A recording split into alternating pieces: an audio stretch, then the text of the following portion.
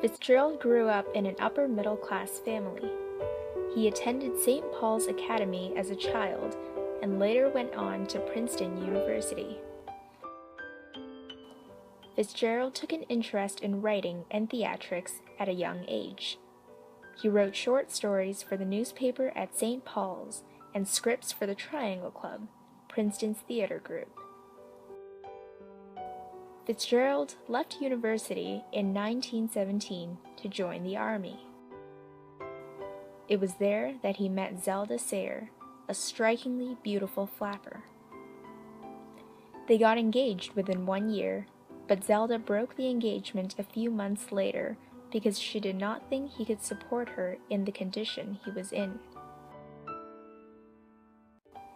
In 1920, Fitzgerald published his first novel, This Side of Paradise, and this made him an overnight success and well known amongst writers in his age.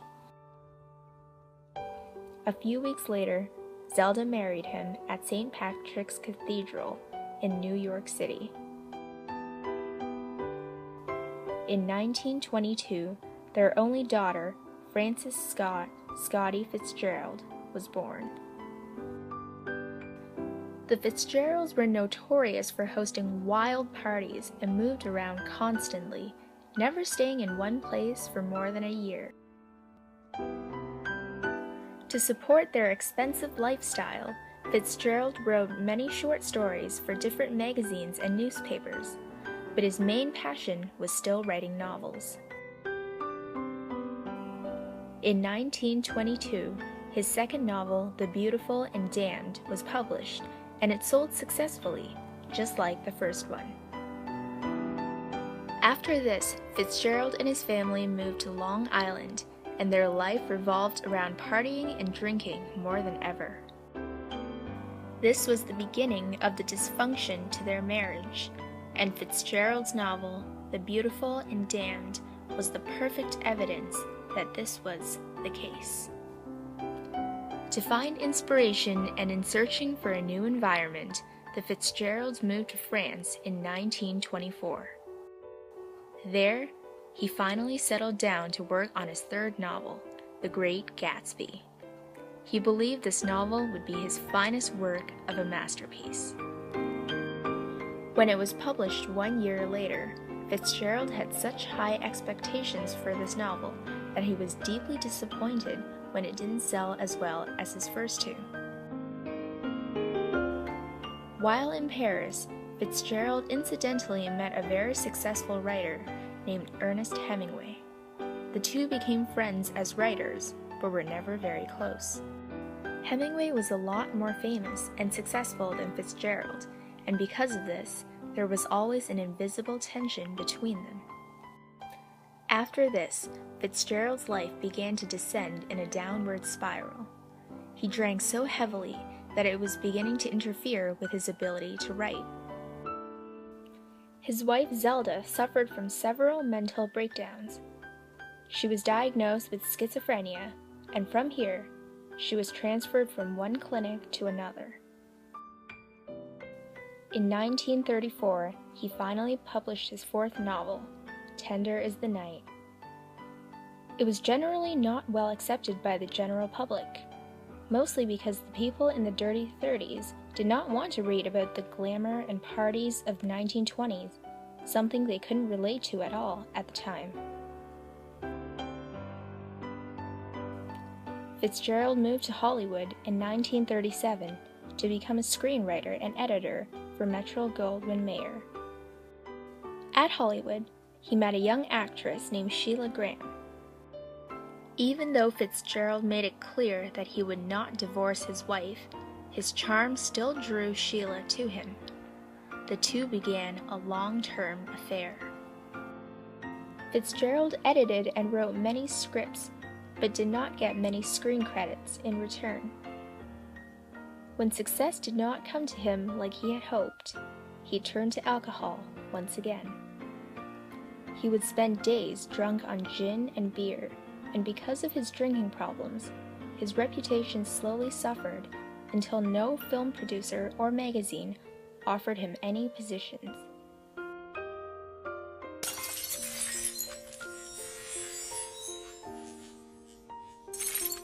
Without anything else to work for, Fitzgerald began writing another novel in 1939 called The Love of the Last Tycoon, following the life of a filmmaker's experience in Hollywood.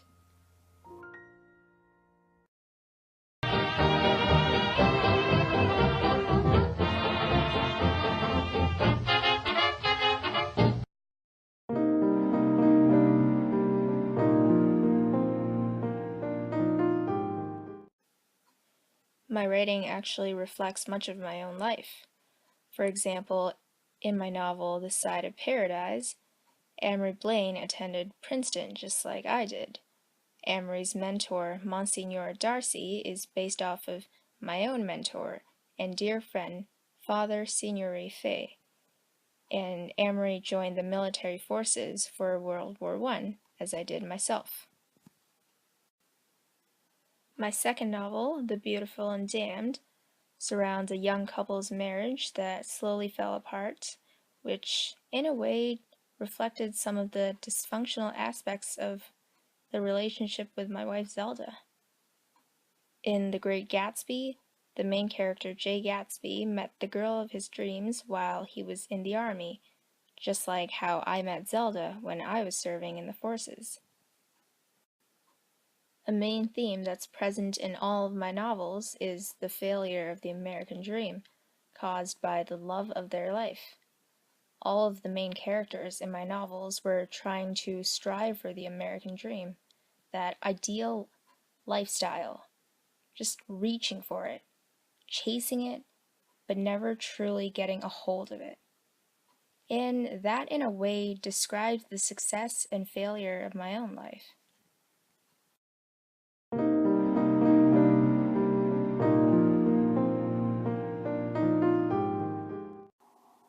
The characters in my novels are motivated by one or more of several forces.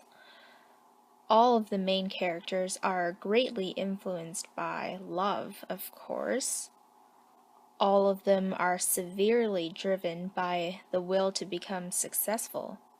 Now, success means something different for each character. For Amory, success means being a well-known writer. For Anthony, success means inheriting his grandfather's fortune and living the rest of his life not having to worry about money. For someone like Gatsby now, success means power and money because he believes those will get him anything in the world.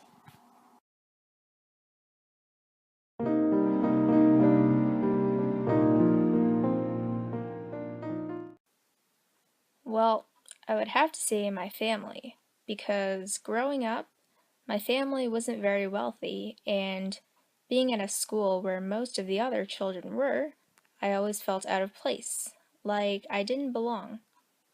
So at a very young age, I had already set a goal for myself to become famous and successful because I knew I was capable of it, and since writing was what I did best, it was what I pursued.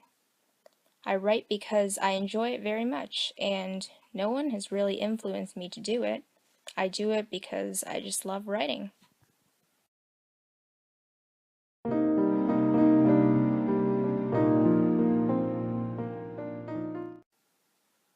When I first met her, we were deeply in love, more than any couple I know. However, my relationship with my wife Zelda after our marriage was quite turbulent. Zelda flirted with many men, and I, being a man with confidence in myself, was jealous. As the years went by, our marriage did begin to slowly deteriorate. I think the biggest blow to our marriage was while we were in Paris. Zelda had an affair with a French aviator, and I was devastated when I found out. I don't think our relationship was ever quite the same after that. After Zelda became mentally unstable and was transferred to a clinic, I moved to Hollywood and I met Sheila. We did have a long-term affair, but that doesn't mean I stop loving Zelda. I will never stop loving Zelda, and I would not consider divorcing her, even in her troubled state.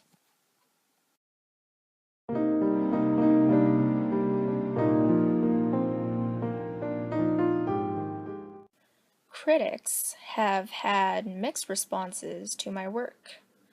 When I first published my first and second book, most of them praised me and my work, and I got a lot of positive comments. But when I published The Great Gatsby, I think a lot of people expected it to be more or less like my first two novels, and they were a little taken aback when it wasn't. The Great Gatsby has a more complex plot and darker themes to it, like murder, death, and abandonment. So some critics gave it good reviews while others did not. And then when Tender as the Night came out, it just so happened to be the 1930s, where everyone was going through some really tough times and more concerned about feeding themselves than reading novels about a better time. I believe that all of my books were masterpieces. The Great Gatsby is the finest novel I have ever written, and even if people in my age don't appreciate it, it will be discovered after I die and be a story passed on for generations to come.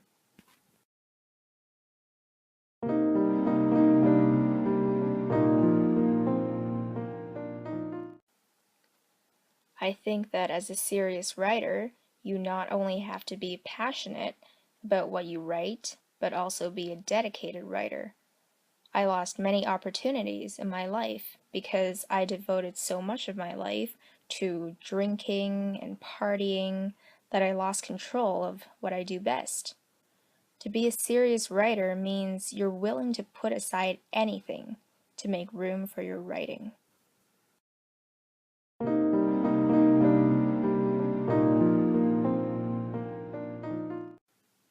Well, at first, I strove to achieve the American dream, and when I reached that goal, I wanted to keep living an extravagant lifestyle. I also strive to be a successful writer, and more than anything, just a successful person. I want to be the embodiment of success.